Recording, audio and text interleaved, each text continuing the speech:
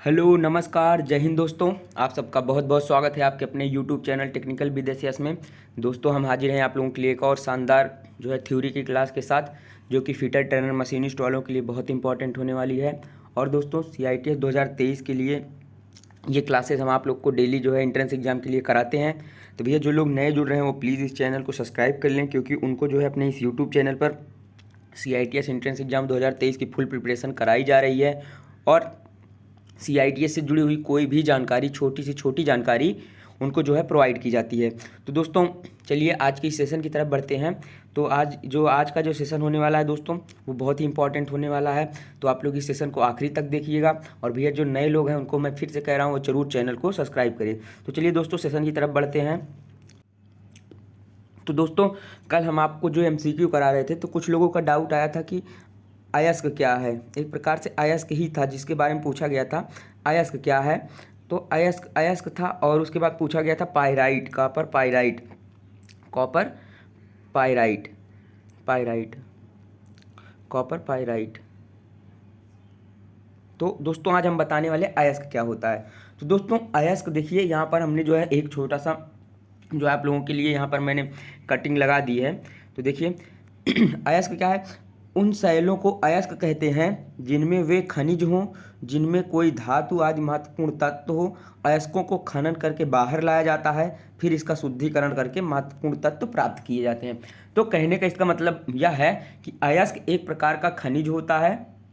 अयस्क कहते हैं जिनमें खनिज हो, मतलब अयस्कों में क्या होते हैं, खनिज होते हैं, जो चट्टानों या फिर पहाड़ों आदि में से खोद करके या फिर उसको वहाँ से निकाला जाता है। और उसके बाद निकालने के बाद उसमें जिस तत्व मिले होते हैं उनको शुद्धिकरण किया जाता है। अयस्क का भर्जन, निस्तापन, सांद्रीकरण, उत्प्लवन, आपने पढ़ा होगा अयस्कों का सांद्रण। तो ये सारी क्रिया करके उसमें जो तत्व होता है या फिर जो मटेरियल या फिर जो मेटल होता है उसको हम निकालते हैं। बहुत तरह के प्रोसेस होते हैं, इसमें भट्टियाँ कई तरह की इस्तेमाल की जाती हैं, ठीक है। जैसे कास्ट आयरन में पिग आयरन के लिए धमन भट्टी, कास्ट आयरन, फिर रॉट आयरन, ऐसे देखिए ब्लास्ट फर्ट, हर चीज़ के लिए अलग अलग हमने आपको पहले भी बता रखा है। और हमने डिटेल में क्लास भी ले रखी है। तो जो लोग क्लास लेना चाहते हैं, जो प्लेलिस्ट में चले जाएंगे दोस्तों, वहाँ पर फिटर ट्रेड फुल कोर्स के नाम से उनको प्लेलिस्ट मिल जाएगी, वहाँ जाके पढ़ भी सकते हैं। तो चलिए दोस्तों तो आपको पता चल गया कि अयस्क वह होता है जिसे खोद करके या फिर पहाड़ों से निकाला जाता है, जिसमें खनिज होते हैं, फिर उनका शुद्धिकरण करके वो खनिज वाली धातुएं हम प्राप्त करते हैं। और पता है जिस अयस्क में जो धातु प्राप्त की जाती है उसे उस धातु का अयस्क कहते हैं। जैसे आपने अयस्क निकाला, मान लीजिए ये अयस्क आपने निकाला। तो जब आपने ये अयस्क निकाला तो ये अयस्क आपका, ये दोस्तों अगर मान लीजिए इसमें से आपका निकल गया एल्यूमिनियम, तो ये अयस्क किसका अयस्क कहलाएगा। तो इस अयस्क से हमने एल्यूमिनियम प्राप्त किया है, तो ये हमारा एल्यूमिनियम का अयस्क कहलाएगा। समझ गए ना। अब बात करते हैं कॉपर पाइराइट की। तो आगे देखते हैं दोस्तों। तो हम आपको कॉपर पाइराइट के बारे में बता रहे हैं। कॉपर पाइराइट दोस्तों आप यहाँ पर देख रहे हैं, कॉपर पाइराइट ये कॉपर का अयस्क है। इससे कॉपर प्राप्त किया जाता है। क्या Cu इससे प्राप्त करते हैं, Cu इससे प्राप्त करते हैं, ठीक है। Cu इससे प्राप्त करते हैं दोस्तों। तो कॉपर पाइराइट इस कॉपर जिससे प्राप्त करते हैं। और दोस्तों इसका रासायनिक सूत्र होता है CuFeS2। ये भी क्वेश्चन आपके एग्जाम में पूछा जाता है, CuFeS2 किसका रासायनिक सूत्र है। तो कॉपर पाइराइट का या तांबा का निष्कर्षण मुख्यतः कॉपर पाइराइट अयस्क से किया जाता है। तो कॉपर पाइराइट एक प्रकार से क्या है, अयस्क है जिसमें कॉपर पाया जाता है, इसलिए इसको कॉपर का हम अयस्क बोलते हैं। तो यही सेम था दोस्तों कल जिन लोग का डाउट था। अगर अब भी इसमें से कोई डाउट हो तो बता सकते हैं। बाकी दोस्तों ये थ्योरी की क्लास नहीं, हम आप लोग को MCQ इसमें कराते हैं, इसलिए हम सिर्फ क्वेश्चन ले आते हैं और उससे रिलेटेड थोड़ी बहुत जानकारी आपको दे करके हम क्लास को ख़त्म कर देते हैं। तो चलिए दोस्तों अब आज के क्वेश्चन की तरफ बढ़ते हैं। आज का क्वेश्चन क्या क्या है। तो आज का क्वेश्चन ये रहा आपके सामने दोस्तों। आज का क्वेश्चन पहला था कि जिंक का गलनांक होता है। क्या पूछ रहा है दोस्तों, जिंक का गलनांक होता है।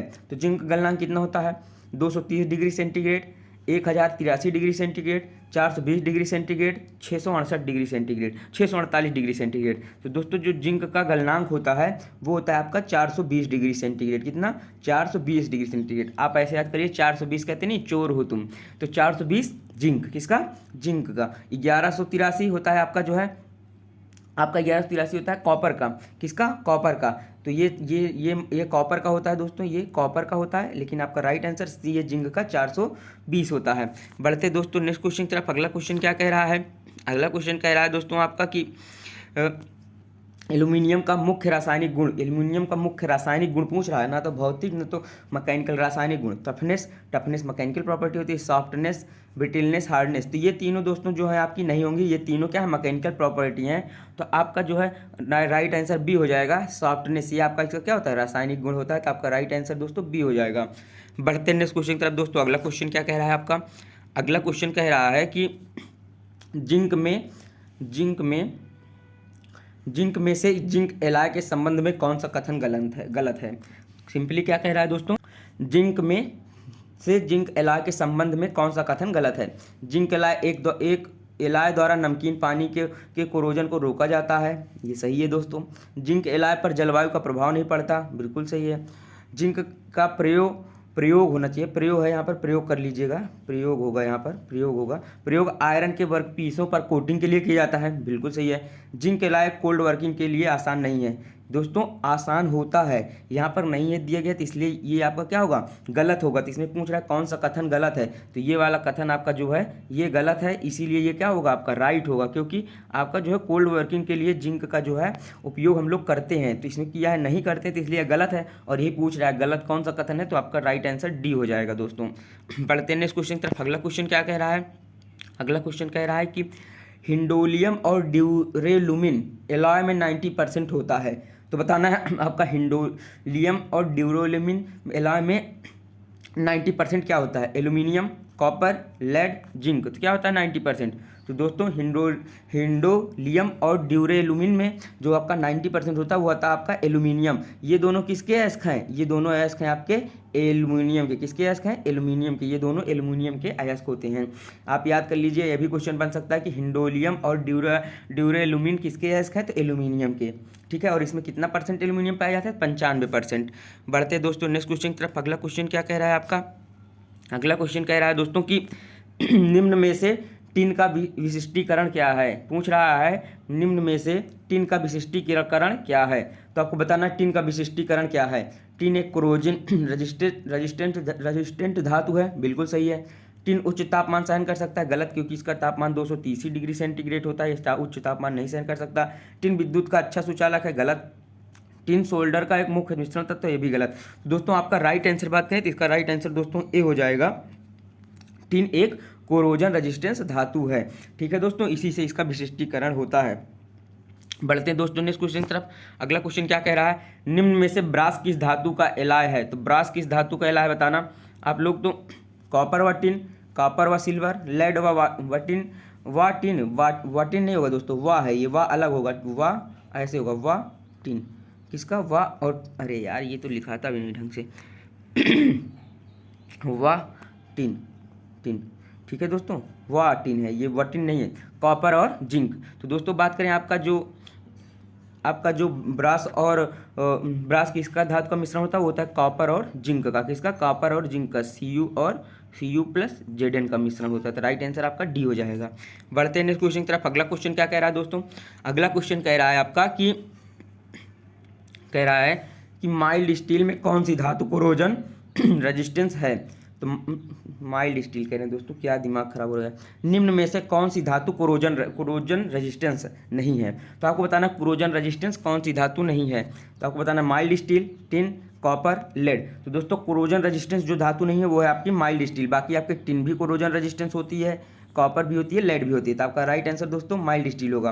क्वेश्चन पढ़ते टाइम दोस्तों आंसर दिमाग में घूम रहा था, इसलिए हम आंसर ही बोल दे रहे थे। तो आपका राइट आंसर ये होगा, माइल्ड स्टील आपकी कोरोजन रेजिस्टेंस धातु नहीं है। बढ़ते नेक्स्ट क्वेश्चन की तरफ दोस्तों, जो आज का आखिरी क्वेश्चन होगा।